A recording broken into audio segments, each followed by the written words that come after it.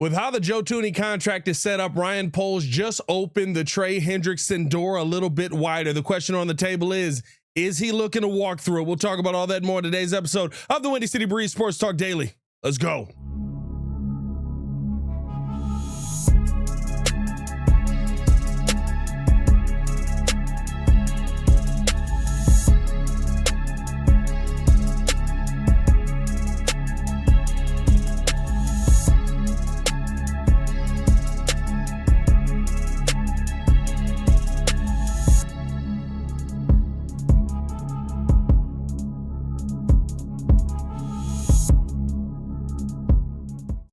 Now, if you are new to the channel, please hit that like button. Please subscribe to the page. You do talk Chicago sports daily on this channel. It's the only channel talk Chicago sports, how Chicago talk. So make sure that you get in tune with us. And the only channel that will actually be, well, not the only, one of 3 channels on the market. Somebody alerted me. Shout out to the Nicholas Moreno show. They'll be up there as well. But one of only 3 channels that's actually going up to OTAs and training camp with media availability. So pull up on us, man. Appreciate you guys for showing support. The Joe Thuney contract being done, we talked about it this morning. That is an exciting deal for the Chicago Bears, but it's even more exciting how Ryan Poles worked this deal out. A 2-year, $51 million extension, which you're expecting $16 million of that to go immediately against the cap, making $17.5 there, figuring out the signing bonus and all of that. But once you did that, $33.5 million was fully made guaranteed to Joe Thuney, which changed the cap hit for the Chicago Bears in essence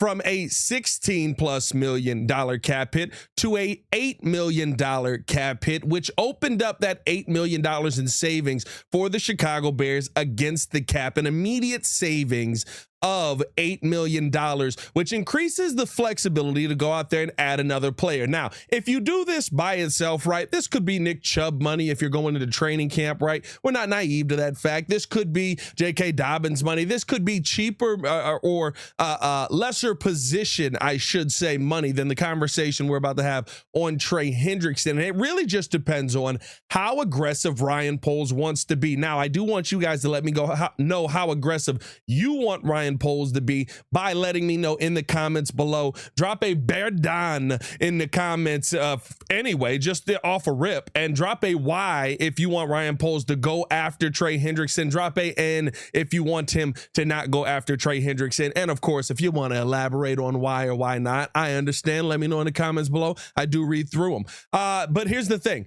That money could be used for a very simple player that you just want to add to the team, small addition, nothing crazy. Or with some situations that you could be in right now, you could be trying to go out there and add somebody who led the NFL last season with 17.5 sacks, who has essentially multiple times requested a trade from the Bengals, who has turned down a $28 million per year offer, and basically saying, I don't want to be here. They came to me. They wanted to underpay me. They have made this personal. Now, when they come with actual money, and I do wonder about that with the $28 million offer, is the actual money the issue at this point, or is it just Trey Hendrickson's like, you know what, the fact that I could have back-to-back seasons like this and you guys not want to give me the bag, that tells me all I need to know about this organization.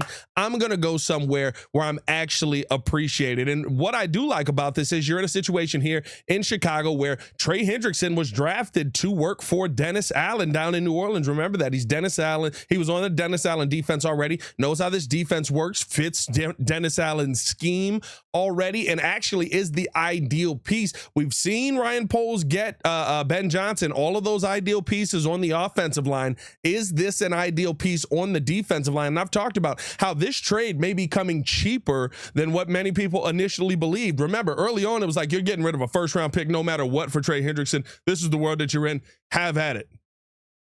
They don't have a real good opportunity here to try and get back the most amount of capital. Everybody here knows that they don't want Trey Hendrickson doesn't want them. We kind of know that they don't want Trey Hendrickson. I think that they just needed to offer a deal to make them look better in the media. But at the bottom line, there is somebody with 17.5 sacks who could be available here. And I think that this is the opportunity for the Chicago Bears to pounce on that if they want to, if Ryan Poles wants to go through that door. And going through that door, what that means is, hey, we're not just competing to get to the playoffs. Year one of Ben Johnson, and Caleb Williams, year one of this entire thing, we're competing to try and go to the Super Bowl. That's what happens when you go at a player like Trey Hendrickson, because that cap is going to come due. Now, let me know how you guys feel in the comments below. Again, drop a Y for yes, drop an N for no. Do you want to see the Chicago Bears go after Trey Hendrickson? And I'm going to tell you right now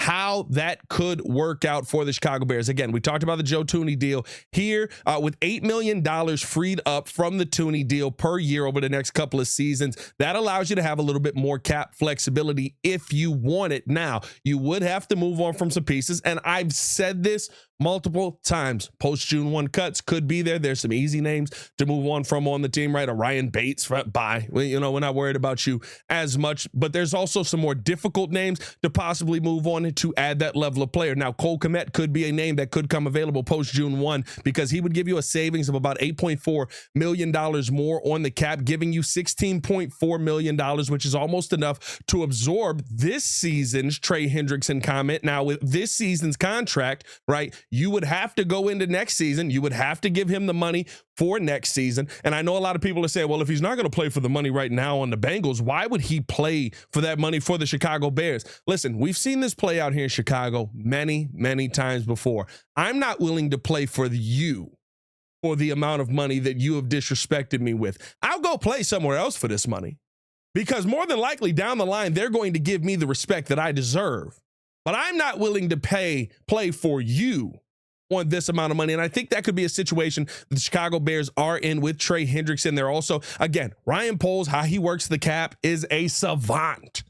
It's the one thing you will never hear me besmirch him on. He is a master at wielding the cap, and I think that this is a situation that with that money, of course, some of the cuts that you would have to make post-June 1 as well on the team, I think it really could open up an opportunity for you to go out after the big-name player and try and find a piece that could dominate for you. Now, would Ryan Poles pull the trigger on this? What would it take? Of course, you're going to have to be talking about Trey Hendrickson getting a extension just about immediately, and the Bears could front load the guarantees very similar to like they did with Montez Sweat on this team. But with Caleb Williams on his rookie deal, is this not a perfect time to go out and add elite defenders who, yeah, they may only have a couple more years on that deal, which is what you're kind of dealing with already with with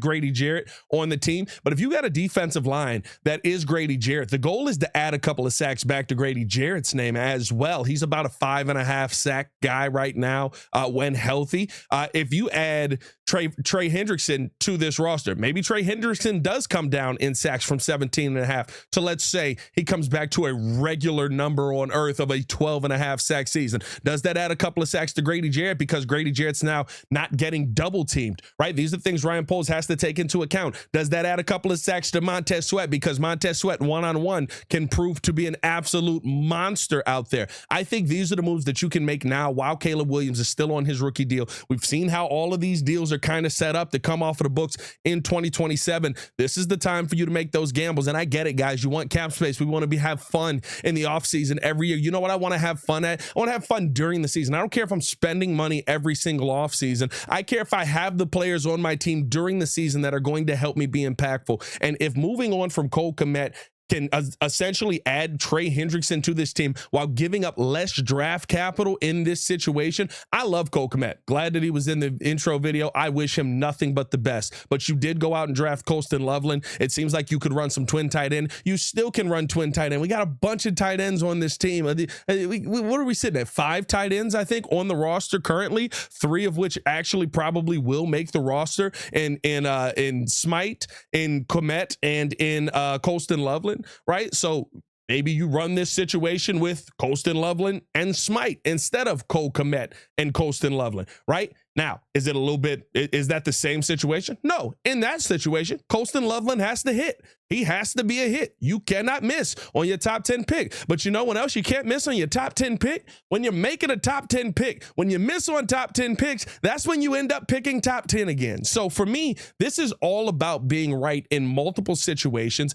putting all your cards on the table, pushing all your chips in and saying, let's see how right we truly can be while we're here on this Caleb Williams deal. I think this is the perfect time to go out and add an elite defender. And you're telling me Sweat and Hendrickson coming off the edge with Javon Dexter and Shamar Turner and Grady Jarrett and Andrew Billings on the inside doesn't sound absolutely enticing. Wow, you still got for $8 million a Pro Bowl player to protect Caleb Williams' left side. Stop playing with me. Let's get the deal done. Let's not even mess around with it. Let me know how you guys feel down in the comments below. I'll be down there talking with you guys as well. As always, man, it's your boy Pat the Designer. Back at it again. Y'all stay safe out there, Chicago. Bear down. One love. Let's have a fun finish to this offseason so that next offseason can be a little bit boring. Peace.